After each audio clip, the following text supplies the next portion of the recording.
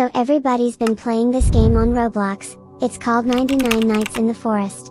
It looks chill at first, but what no one knows is that there's actually some sinister stuff hiding beneath the surface. When you start the game, the first thing you see is this. This game is based on a true story. Some details have been changed. Then it shows 4 pictures. The first one says, reports were made of a deer standing on 2 legs in an unnatural way in the forest. The following week, 4 children went missing.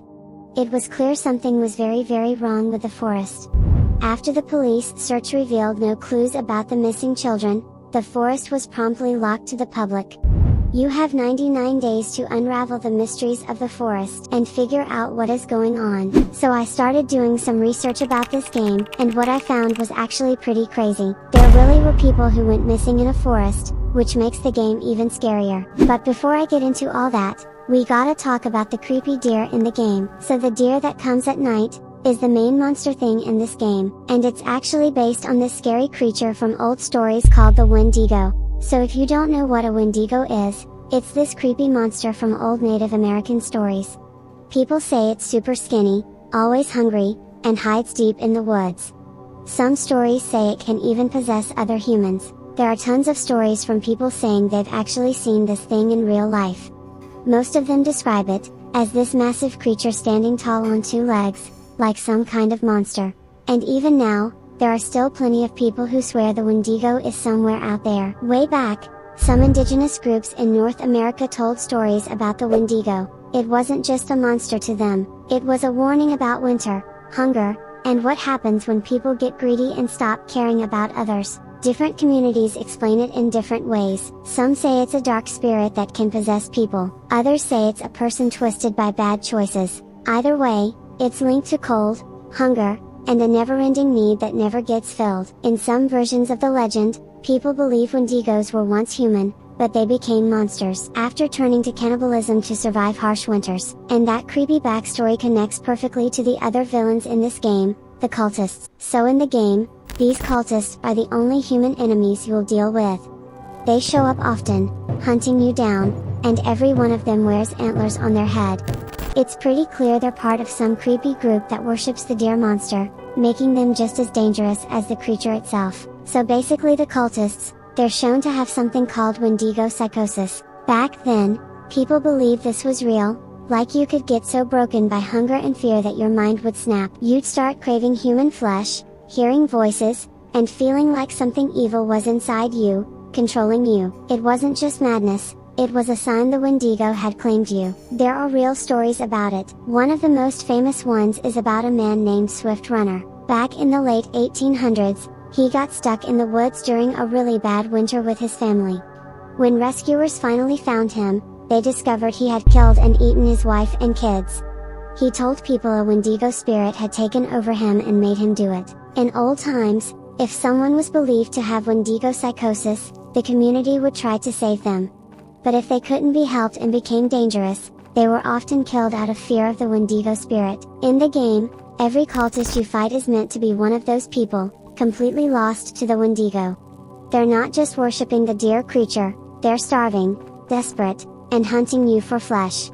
That's what makes them so terrifying. Now back to the story about the game. So on May 1st 2023, a small plane crashed deep in the Amazon rainforest. There were 7 people on board, including a mom and her 4 kids.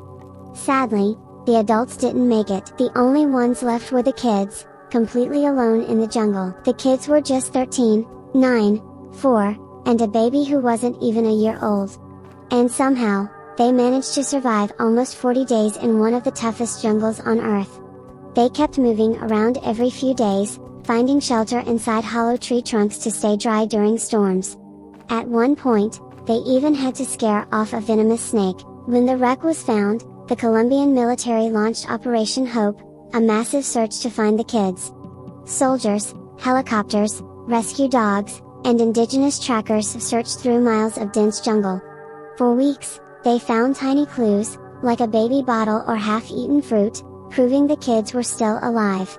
It took over a month, but finally, they found them, thin, exhausted, but alive. That's the real story behind this part of the game. One part of the story that really stood out is about this dog the kids mentioned. When they were in the hospital, one of them drew a picture of a dog sitting under a tree close to a river. They said this wasn't just some random dog. It actually found them out in the jungle and stayed with them for a few days, like it was keeping watch. Then, one day, it just walked back into the forest and was gone. The kids believed it was there to protect them. When soldiers saw the drawing, they said it looked like Wilson, a rescue dog that had gone missing during the search.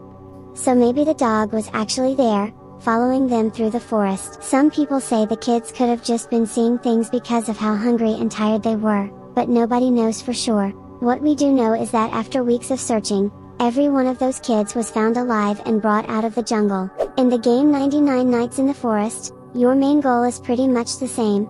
You're searching for the missing kids and trying to get them out of the forest, all while staying alive. The game mixes real-life inspiration with scary twists. You've got the missing kids, a rescue mission, and then they throw in this creepy deer monster and a group of cultists. Those parts aren't from the real story, but they feel inspired by real legends and old traditions, which makes the game even creepier. So now that we know what 99 Nights in the Forest is based on, let's get into the story. The game starts with 4 kids who went missing, and you're the one who has to go find them.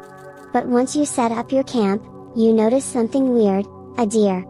Not a normal deer though. It's standing up on 2 legs, just staring at you from the trees. But this deer isn't the only thing you've got to worry about. It's got a group of followers called cultists. Every night, you're out there trying to survive both the deer and these creepy cult members, all while searching for the missing kids. You rescue them one at a time, each one being kept in an underground bunker. The first kid is guarded by wolves, the second by stronger alpha wolves, the third is protected by bears, and the last one by massive alpha bears. Once you've saved all 4 kids and made it through all 99 nights, you've basically beaten the game.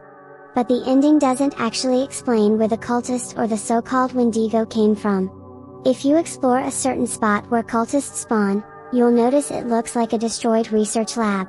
Inside, there's a table with heavy restraints, hinting that scientists were running experiments here, possibly even on the deer creature itself. This experiment twisted the deer, making it grow unnaturally tall and able to walk on 2 legs, becoming the creature we now fear as the Wendigo. After mutating, it escaped the lab, slaughtering many of the scientists in its path. Some survivors turned to worshipping the beast, building shrines and cult sites in its honor.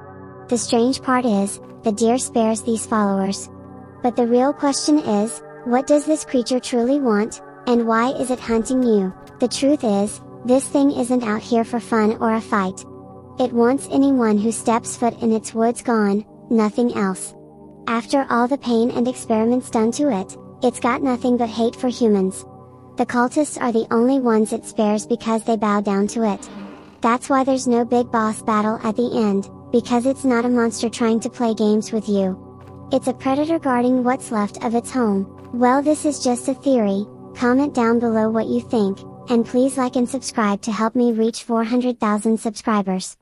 Have a great day guys.